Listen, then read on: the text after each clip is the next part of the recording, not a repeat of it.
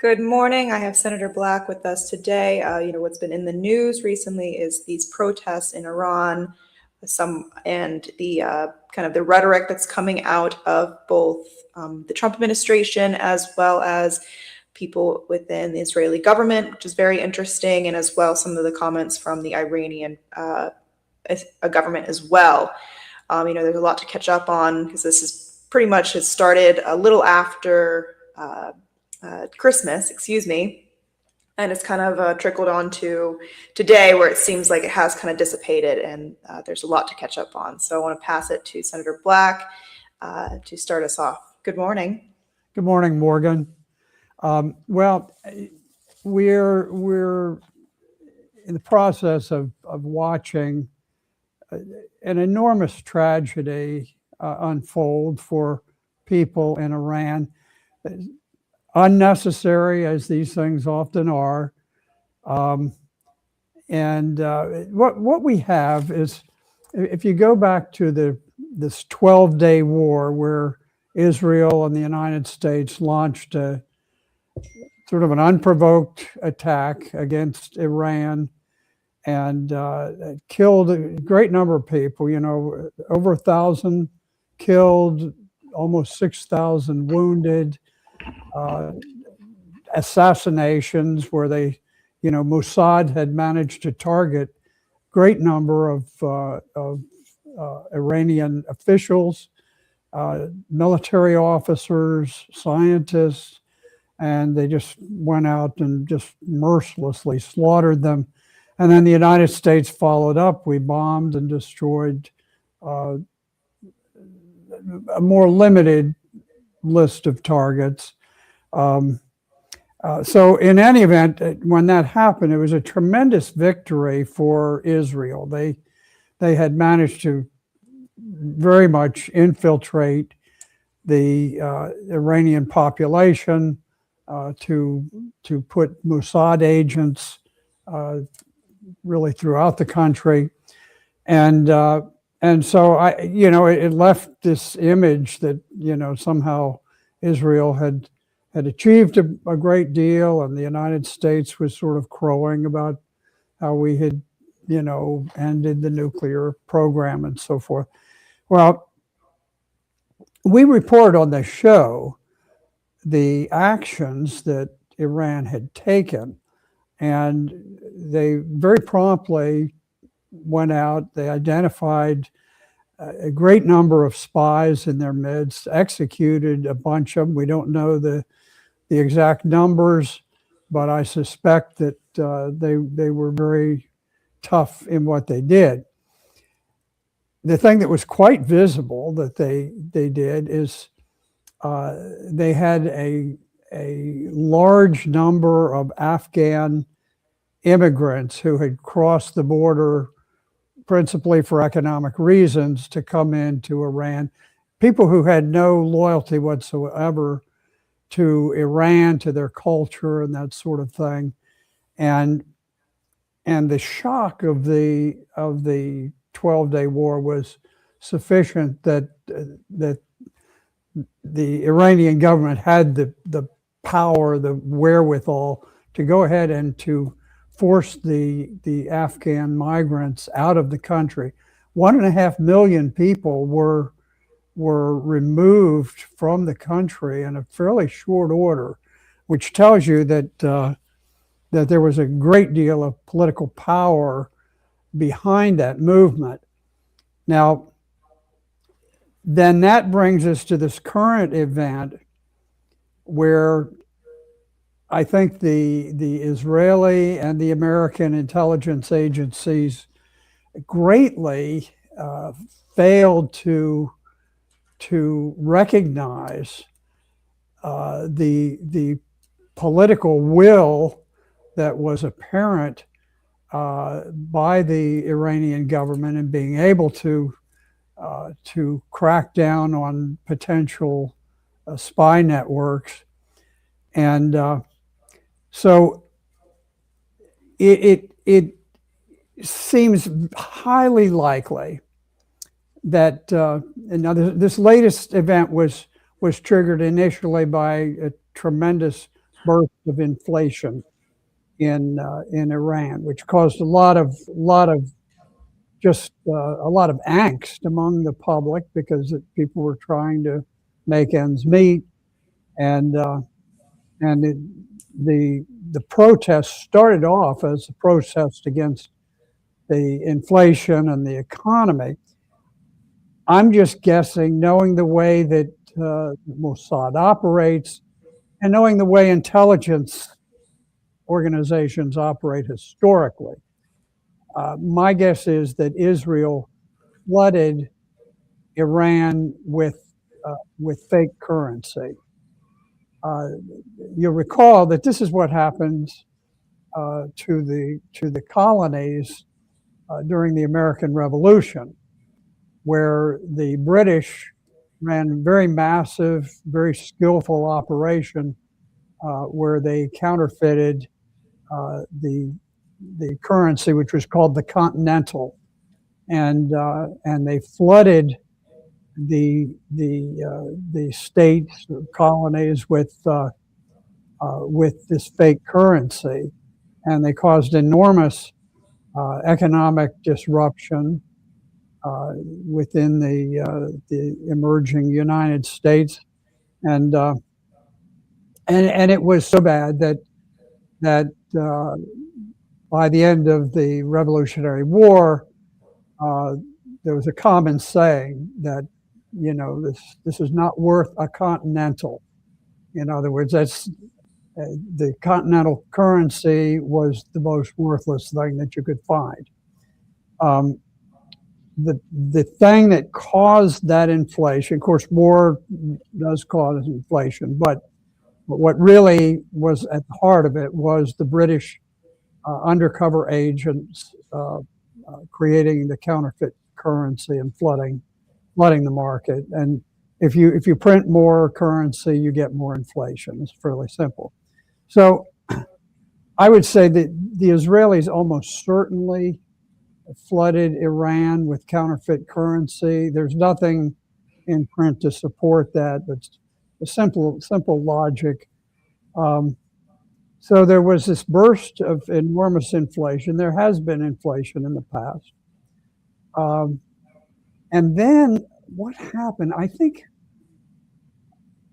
Israeli Mossad has had such shocking victories, and they have been so unbridled by their ability to just kill at will and to kill mercilessly that they overplayed their hand. There was just this fantastic arrogance on their part to where they began to brag that they had Mossad agents operating all through the country of Iran, and that all of these protesters, they're going shoulder to shoulder with Mossad agents. Now, I'm sure that made Mossad feel like big shots, maybe made some of the CIA, who were probably involved in this too, made them feel like they're really big shots, they've got the power.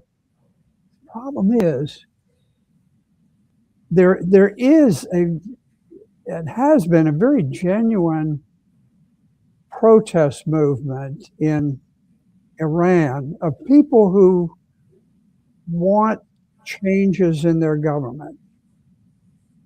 And we have a tendency in the West to think that if people want some changes in their government, it means they hate their country, they want to see it overthrown. It means that they hate their culture, they hate their people. And of course, this is not true. The people in Iran who have misgivings about their government is like in this country. We have right now we have a Republican presidency. There are Democrats who despise the presidency. Doesn't necessarily mean that all Democrats just want to overthrow the country and want to kill everybody. it means that they want to bring about change, and vice versa, Republican and Democrat.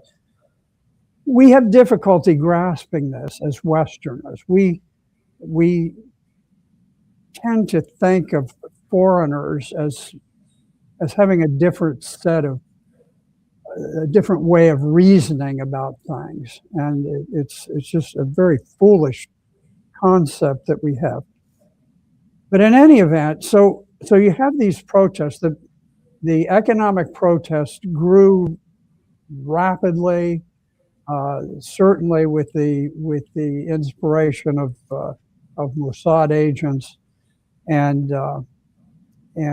for a while there was some question of what the outcome would be, but the Iranian forces, the clerical establishment, finally brought down the club, and now there were quite a number of security personnel who were killed. The official numbers talk about 300. Now, for 300 soldiers, police, and so forth to be killed suggests that the Mossad agents were able to funnel arms and equipment and perhaps organized fighters into areas of Iran. And we have worked on nurturing groups to be ready to invade Iran. We've done that in the past. The CIA has done it. But in any event, you had 300 Iranian security officials killed, and in response, the Iranian security used live fire against crowds of protesters, and once they did, apparently at least a couple of thousand Iranian protesters were killed, and when that happened, that has put an end to the uprising. And now we had of course, the Israelis, and then President Trump, encouraging people to take to the streets and all of this stuff. And help is on the way. We said that. Well, help is not on the way, and it's just a shame that we were willing to take enormous risks with the lives of people that we care nothing about, Iranian protesters. We don't give a hoot about them. We don't care whether they live, whether they die, whether their children die. That's just the way it is. Anyway, it's been a very sad episode and tremendous setback for Israel and for the United States also.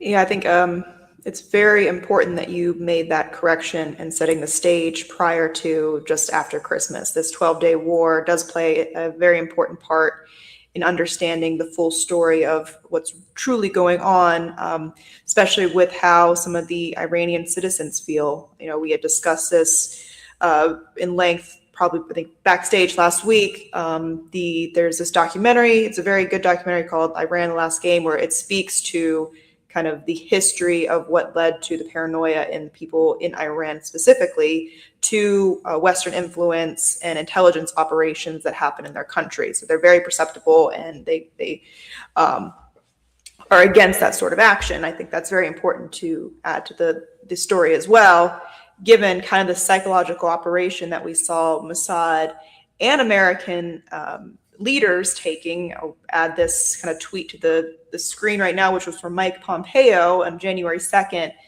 that that at the very end it says Happy New Year to every Iranian in the streets, also every Mossad agent walking beside them.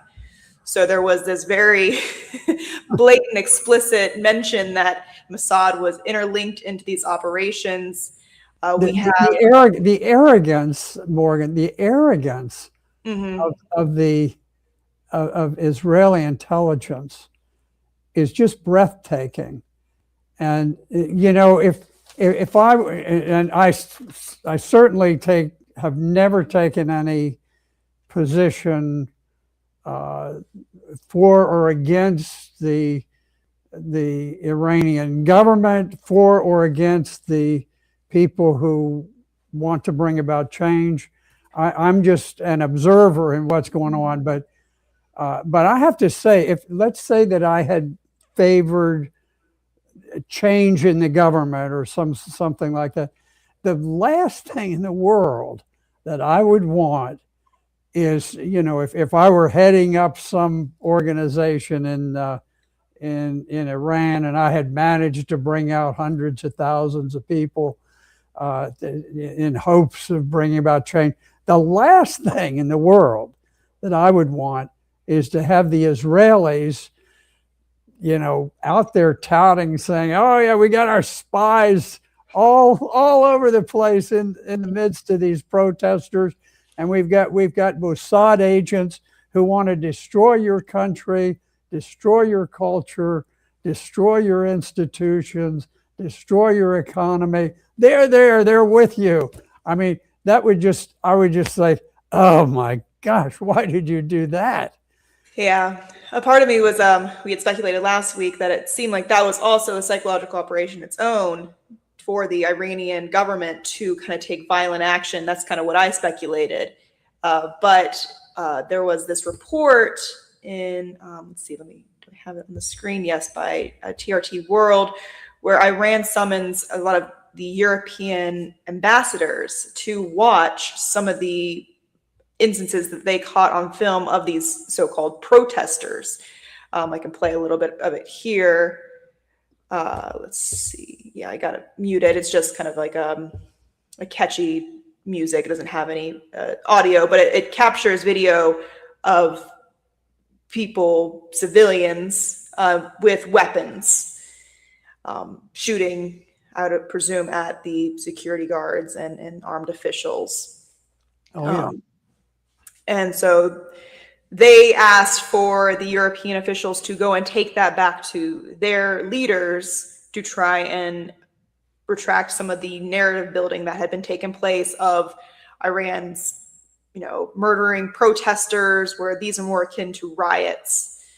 And I thought that was very, very interesting. And it didn't make it into the news other than, this TRT World article. Sure. Well, Morgan, there is something that occurs in a revolution, or let's just call this a revolutionary event, where if one side is able to get the better of things and to kill large numbers of the opposition leadership, it brings about a change in the nation. And, we saw this during the Bolshevik Revolution in Russia back in 1917, where you had a government that was, that loved their people, that was bounded by morality and so forth. And all of a sudden you have this takedown by these extraordinarily radical people, but they were able to kill people at will. And it brought about just one of the most terrible cultural changes in the history of all mankind, which was this Bolshevik Marxist revolution. And these things happen, and And it's important for people who study foreign affairs to recognize that that it does bring about this transformation. I worry a little bit because we have dispatched an American carrier battle group. Yeah, we'll put on the screen just so you know what's this is just a picture from Fox News about the military presence in the Middle East. I just want to add that so you kind of know what's on the screen while you continue to talk about it. Yeah, and there's this talk that, well, this is to provide President Trump military options. We're going to move all this stuff there to create options. I wish we didn't create options. I wish we would not bring ourselves closer and closer to a hair trigger all the time.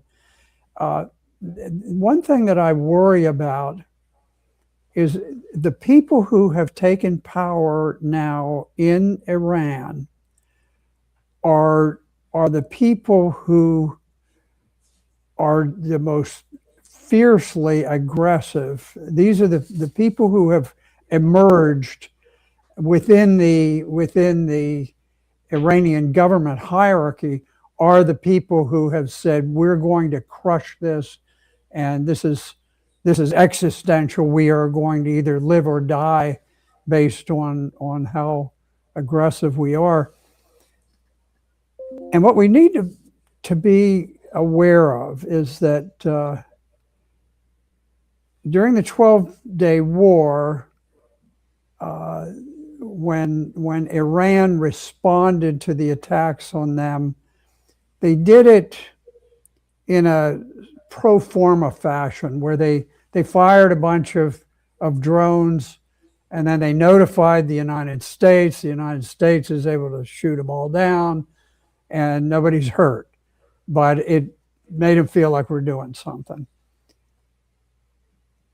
I'm not at all confident that that scenario is going to play out the next time.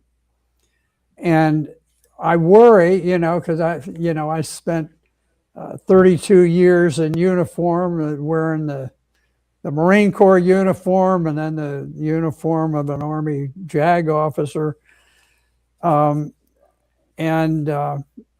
I've served aboard aircraft carriers a number of times. These big carriers, big carrier will have 4,000 or 5,000 people on it,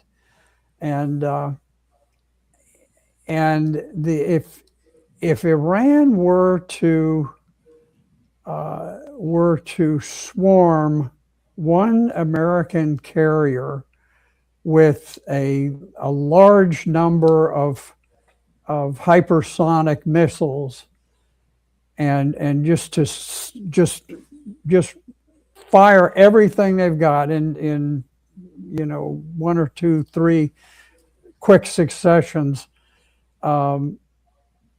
it's possible that they could light fire to one of these carriers, and with tremendous loss of life. We can't just presume that won't happen. Partly it doesn't happen because there's always the threat that we have a nuclear response and that kind of thing. But we just need to recognize that the people who have emerged right now these are not no nonsense people. And so, the idea that we're just going to sort of, put a stick in the eye of the Iranians and buzz around doing some military stuff. Let's just use some discretion, some caution, because we need to think about our military people. I think we're a little overconfident. We had such a tremendous military action in Venezuela. Whatever you think about it, It was done to perfection. I wouldn't count on that in the future. And I think when you're talking about a larger traditional kind of military action, um, we really run the risk of having Americans who are shot down or who are captured in the process, and it's very possible that they might just be taken out and hanged uh, for invading the country of Iran. So we need to back off. We need to have some cooler heads prevail. We need to stop building up massively to create military option. At least that's my thought about it, Morgan. Yeah, no, I think that's a very good point. And I think one also is we're almost like a hair trigger away, always to instigating another world war. What's with Iran is their alliance with Russia, given it's not a military alliance, but they do have an alliance, and we keep kind of inching closer towards, a conflict with another nuclear power. Given what we did in Venezuela, there was a very close connection with China, and that is kind of where we're pivoting to. Given Hegseth's Quantico visit, he boastfully said out loud, as that's what we're pivoting to, is threats within our hemisphere and with China. Is this constant acceleration towards what I don't think the American people fully understand in going towards a conflict with another nuclear nation. There really is no winning or losing at that point. It's a very dangerous game. And I think that is kind of what we keep accelerating towards. Iran it's very integral in the part of BRICS as well, with their oil. And it's very alarming that we keep engaging these actors on the stage that are very not a make or break partner in BRICS, but we're kind of moving up the level of importance. And I think that plays a major role in this. I know Mossad has their hands all over this, and I think that it serves them a benefit to have this regime overthrown or government overthrown. But it also would serve a purpose for the overall dismantling of the success of BRICS, which is, gaining more people. I think it has 2/3 of the world's population. They are trying to find ways against Western sanctions, which gives us, the hegemonic power right now. But if they succeed in that, that will kind of really lessen our power on the world stage and how we are able to kind of get what we want and how we have been doing. So I think that's also a very important aspect to remember here, is this very dangerous acceleration towards a nuclear conflict through proxy nations. Yeah, these sanctions are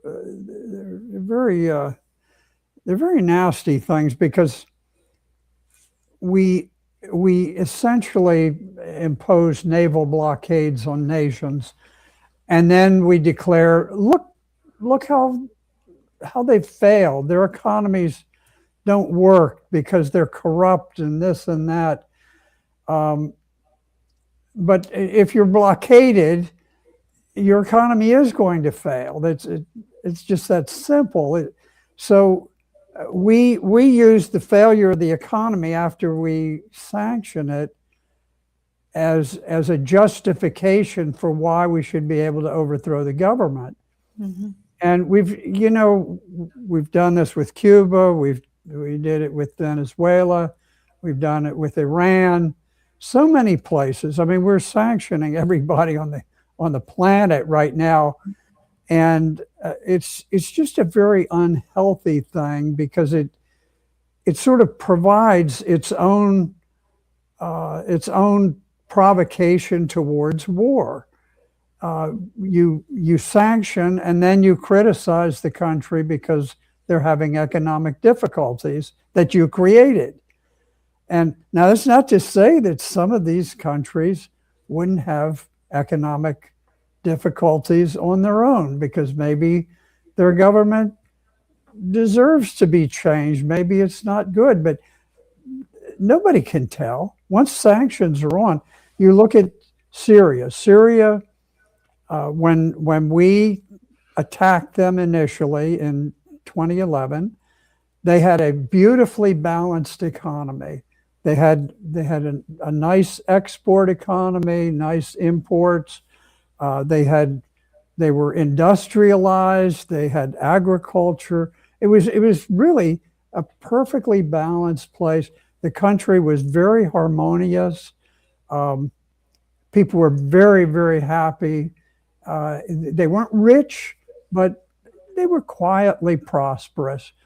And we went in and we began with the sanctions and all of this and created more and more stress. And then finally, I mean, here you had 2/3 of the world, the entire world's industrial and military might going after one little country of 23 million people. And at the end of 13 years of unremitting war, blockades, sanctions, outright theft, occupation, finally the country just disintegrated. But it didn't disintegrate because people didn't like the government. It disintegrated because people had been starved to death by the West. Mm-hmm. You know, they had been beheaded by the West. They had been raped by the West.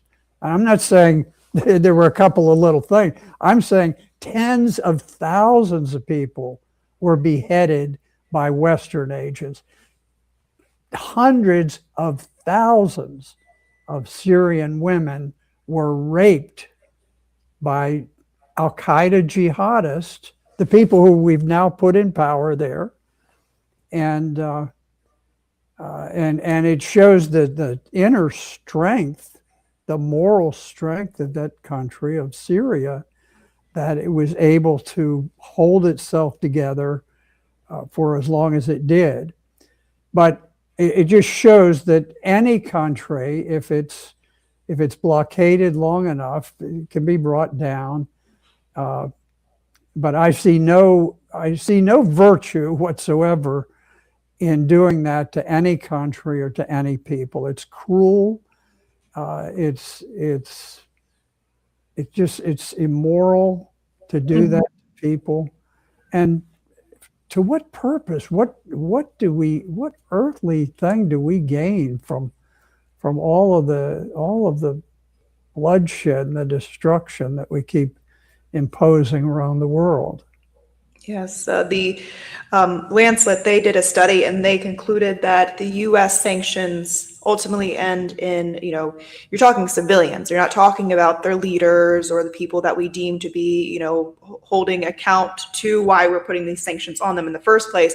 Around 500,000 people die every year from starvation or lack of access to medical care that the U.S. government is sanctioning from a particular foreign country. I think we can all remember, of course, it was before I was able to even have a voice in politics, but Madeleine Albright basically saying that she thought it was just as necessary for the sanctions that we put on Iraq that ultimately led to 500,000 children dying of starvation. I don't know if you remember that particular interview where she was directly asked about that, and she said, it was a good thing, it was a necessary thing. So it's a known thing that we're ultimately subjecting a lot of these civilians to starvation and inability to get medical access that they should have the access to. And it's besides it being immoral, it's also super costly for us. We're starting to have countries turn away from us because they don't like that we use sanction as a weapon. I think that really happened and gave a lot of countries the courage to be very vocal about this when we sanctioned Russia, and Russia was able to stand on its own 2 feet and not have their economy fall like our officials said that would happen. I think that really kind of put some wind in the sails of BRICS to show that it is possible to overcome kind of what used to be this death sentence, as you want to put it, with U.S. sanctions. So I think that is, it's a very interesting pivot that's happening. I would like to ask a question that we got in from one of the viewers. John Wayne had said, the senator is very informed, but I would like to know what the U.S. is doing to ensure that the CIA is cutting ties with Mossad. He adds, I feel like Mossad and the Israeli government are playing us like a fiddle. What's your comment on that? It's a very good comment. Sadly, the situation we have is that American foreign policy, particularly in the Middle East, is directed and dictated by Netanyahu. President Trump, I'm a supporter of Trump, I'll tell you right up front. But I am not a supporter of Netanyahu. And I think we've just got a situation where the Trump administration has basically given over U.S. foreign policy in the Middle East to Netanyahu. It's not that there isn't sometimes a little bit of give and take or a little bit of resistance, but it's not much. And sadly, I think, I suspect that deep within the bowels of the CIA, there is a whiff of morality, of right and wrong. I don't think there is within Mossad. I don't think there's the faintest whiff of morality, or basically it's just a strange operation. But I don't think the CIA. You never hear the U.S. government or the sort of the mainstream media, the New York Times, the Washington Post, Wall Street Journal. You never hear them say the CIA assesses that thus and so is the case. They always say, well, Israeli intelligence says thus and so, or the Ukrainian intelligence gives the following assessment of what's going on the ground. What the hell have we got this monumental intelligence operation for if we then turn around and turn it all over to Mossad or to whatever you call the Ukrainian intelligence network? You never hear from our intelligence agencies never say, well, we've studied this and we recognize that what we tried to do in Iran is a total failure and we need to reevaluate what's going on. You won't hear that. All you'll hear is that Israel has now said that maybe Trump should back off a little bit and not attack. So it's almost like, well, okay, Netanyahu is giving Trump permission to pull back a little bit. It's one of the saddest things. This is not new. This is not unique to President Trump. I remember seeing something where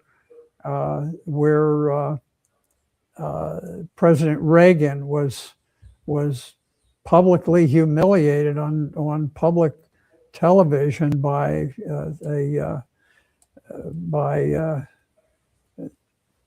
an Israeli interested individual because he had gone to Germany and he had laid a wreath on a tomb of some SS officers. And of course, we're supposed to believe that all SS officers were involved in the Holocaust, which is nonsense. SS was a huge part of the German army, and they're very much like the U.S. Marine Corps. They're just very, very hard, very tough group. But in any event, Reagan was publicly humiliated and had to just simply accept it on TV. I remember that, thinking how shocking that was, but it just shows the dominance of the financial regime. And so I wish it were not so. I wish that that the CIA were able to operate more independently and give their earnest assessment of the way things are.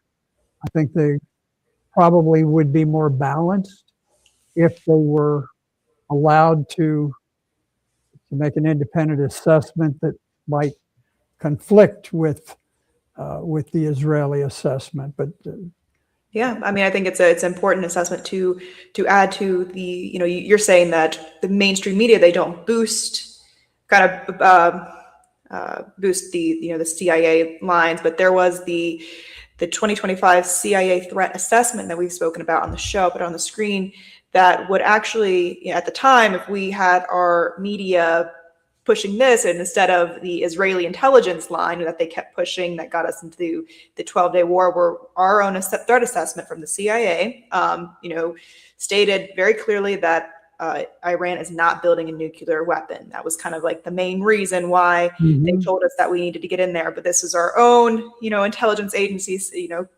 basically conflicting between, or having this conflicting stance with the Israeli intelligence that ultimately our administration took the Israelis instead of their own, which was very interesting. As well as, there are these threat assessments or these documents that they place out. They're very telling, but they know that the mainstream media is not going to pick that up and give that to the citizens, and the citizens will rarely go on their own and read these documents. But they are very telling. It kind of where the U.S. stands on these positions. I would encourage people to look at the threat assessment, as it went into multiple different regions. I think the next thing that comes to mind is the DHS assessment on drug trafficking. That was a really big one that mainstream media didn't tell you about, but it really has. It puts forth what are the major cartels the U.S. is after, what kind of cartels they have linked to, how these cartels, they're really deemed international criminal agencies. They don't have a home or a country or a constitution they subscribe to. They're an international network. Very, very interesting to kind of have that put into the conversation versus kind of what is our mainstream media pushes. So I thought that would be a very interesting note to end on. I know that we're kind of coming to the end of the show, so I want to pass it to you, Senator, for concluding remarks. Well, I think at this point we're going to watch and see how things unfold. I'm guessing, and maybe this is a little bit hopeful, that that we will back off and allow Iran to get back to things as normal. One other thing that we hadn't touched on is that there seems to be great nervousness among the Arab countries over what Mossad and the CIA are doing to Iran. I think it's beginning to make people on the Arab street very nervous that Mossad could just go in and take down whoever they want and kill anybody they want, and it's becoming awkward for countries that, as brutal as the Saudis are. I think there's a little bit of nervousness that this doesn't have a good look to Muslims when they see this happening to Iran, even though you have the difference of Sunni versus Shia Muslims. But at a certain point, I think people are just getting very nervous to see one country after the other. And of course, there was a time going all the way back to right after 9/11, where we know from the Supreme Allied Commander, Wesley Clark, that the Pentagon had been ordered to develop plans to take down 7 countries in 5 years. Of course, it's taken much longer, but Iran is number 7 on the list. And there's just sort of this this momentum. Get it done, you know, close the book, and you've knocked out the last one. But it is interesting that there's now some backlash from the Arab countries. There's nervousness that this has been a bridge too far, and that Iran is going to emerge more powerful than before from this event. So we'll see what happens next. It's all unfolding. I agree. Those are good remarks. I would, also add, always continue to use your voice, and if you don't agree with how your government is acting on the world stage, definitely make that known. Call your reps, and then also be a leader yourself. So I think that's a good way to end it. And I want to thank everybody for joining us this Saturday for Focus on the News, and join us next week. Have a good one. Thank you, Senator. Thank you, Morgan.